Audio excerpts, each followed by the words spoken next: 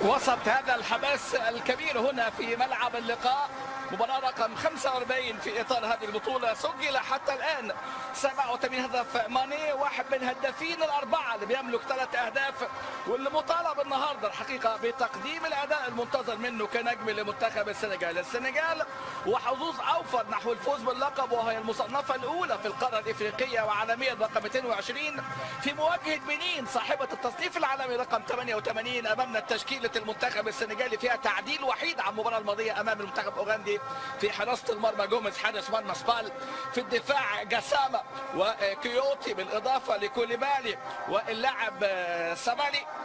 في وسط الملعب كل من إدريسا طبعا جايا وكذلك اللاعب نيانج وبالدي في المقدمة مع ماني، وفي وسط الملعب موجود أيضا اللاعب سايبي، وكذلك موجود اللاعب المتميز طبعا النهارده ماني في المقدمه. هذه التشكيله الموجوده 4-3-3. حكم مباراه اليوم مصطفى غربال من الجزائر، بيعاونوا كل من محمود ابو الرجال من مصر وجوران مقرار من الجزائر. جهاد جريش المصري حكما رابعا في هذه المباراه.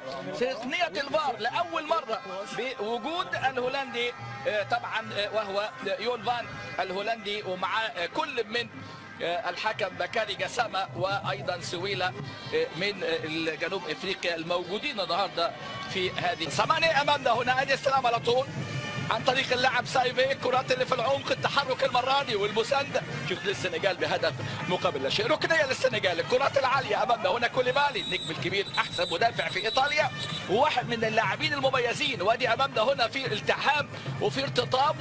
هل يحقق ما حققه كلود لوروا مع الكاميرون في 88 ولوشان؟ وكان طبعا هناك 3 مستمرين في اطار هذه البطوله بقى في الدور ربع الجنبي. والسويله من جنوب افريقيا. استلام حلو قوي في الجانب اليمين المنتخب السنغالي المرشح. ادي فرنسا الكرات الاماميه. جسامه التحرك المره دي، هروب بالرقابه، لكن على طول الادوار الدفاعيه. كوليبالي نجم كوليبالي 195 سم مع نادي نابولي. الكرات الاماميه، واحد من صناع اللعب اللاعب المصري وزميله في ليفربول، ولكل منهم 22 هدف. امامنا محاوله هنا من جانب لامين جسامة، ومحاوله الى خارج الملعب. ركنيه لصالح منتخب السنغال. المتوقع الضغط السنغالي، الضغط العالي.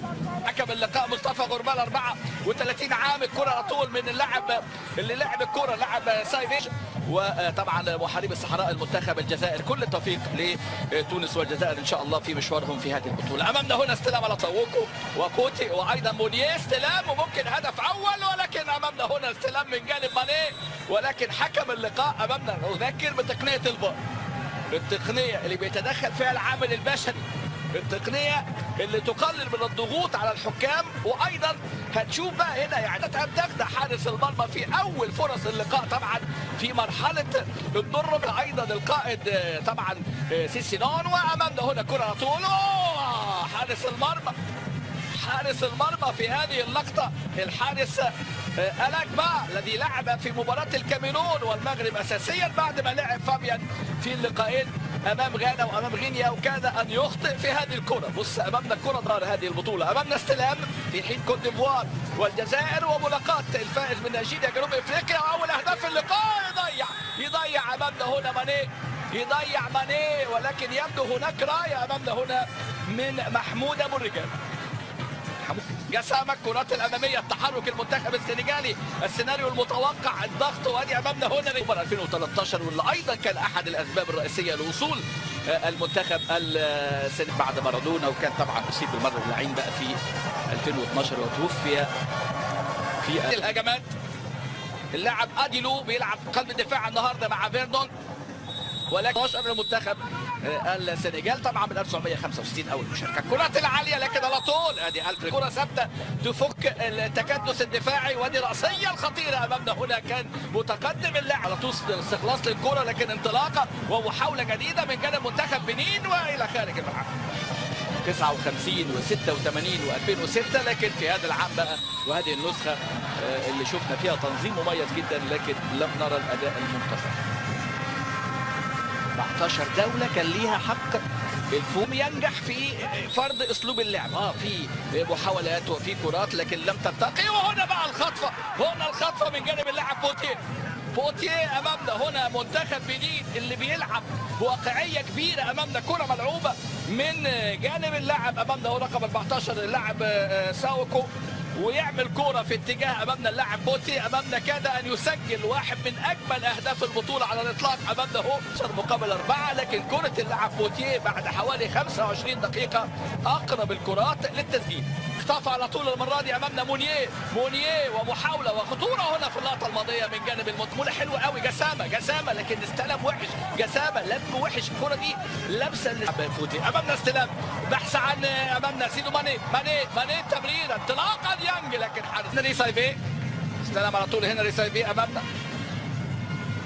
كرة على طول. بنين المرة الرابعة بعد ظهورها في 2004 و2008 و2010. الكرات العالية لكن يلعب بواقعية وبيلعب بفكر وبيلعب بتوظيف لامكانيات اللاعبين مؤهلاهم ان يكونوا هنا في هذا الملعب في الثلاث لقاءات ضمن مرحلة المجموعات. ثلاثة ادي امامنا هنا نيانج استلم حلو قوي. نيانج يا ولد عدى بسنتي والفرصه لكن فكر ماني. ضغط من المنتخب السنغالي لكن كثافه دفاعيه. الموقف بقى الفردي والمهاره. وادي كره من جانا لكن فين يا جانا امامنا. ادي امامنا ماني اللي بيصارع يقاتل امامنا هنا من اجل الكره الماضيه لكن تروح الى جانا. جايه اللي ضيع هذه الماني يهرب في الجنب اليمين مرر الى جانا. هل يظبط المره دي لمه حلوه قوي ويعمل الكره بالشمال لكن بمورو عدى من كوياتي عدى وحط جسمه. لكن شوف بقى التغطيه الدفاعيه امامنا هنا. وادي المراوغه وخطر بنين لها هدف ملغي وامور كثيره لكن هنا السنغال هتسجل هذه اللقطه امامنا.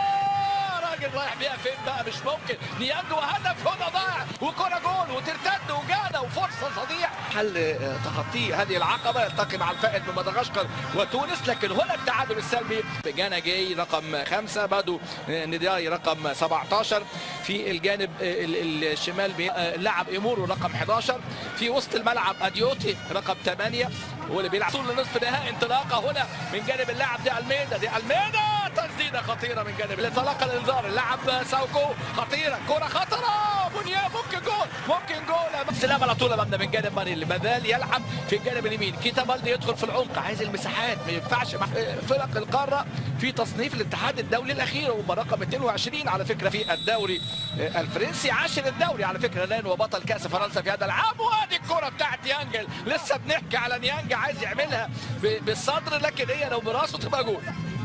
ادي امامنا هوم باي نيانج مش راس حربه يعني. حتى لما كان في الميلان على فكره كان يلعب كطرف يعني.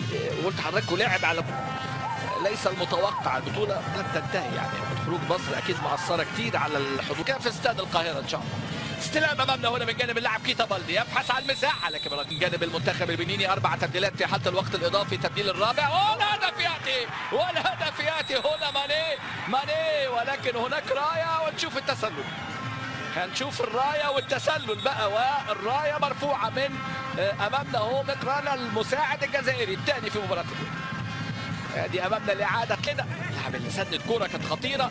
شفنا بعدها كره اللاعب بوتيه الفرصه الكبيره للمنتخب البنيني وشفنا تسلل بعد رايه صحيحه من مقران الجزائري المساعد ثم العوده للفار والتاكد طبعا مع الفار. هو حكم اللقاء يشير للاعب كيتا بالدي. امامنا هنا سايبي يسدد ولكن الى خارج الملعب. كوره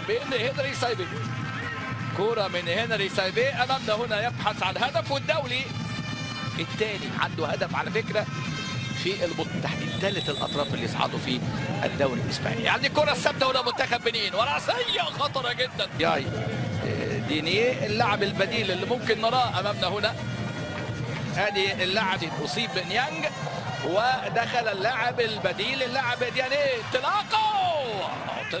واذكر بان هناك في حاله الوصول لوقت اضافي يا خبر ابيض ألفريد جوميز كان هيضع منتخب السنغال يعني في ورطه كبيره. منتخب السنغال كان سيقع اللي عند المدرب طبعا ميشيل دوسان لودروان ميتسو كاسبر زاك كل دي اسماء لكن السنغال في طريقها للهدف الاول عن طريق اللاعب جانا الخبر في هذه اللقطة، أخيرا يظهر ماني وينطلق جانا القادمون من الخلف ويسجل جانا أول أهداف اللقاء هنا عن طريق أمامنا جانا جايا لاعب نادي إيفرتون، ويسجل الأهداف يعني المهمة. ثالث هدف كان في مباراة السودان.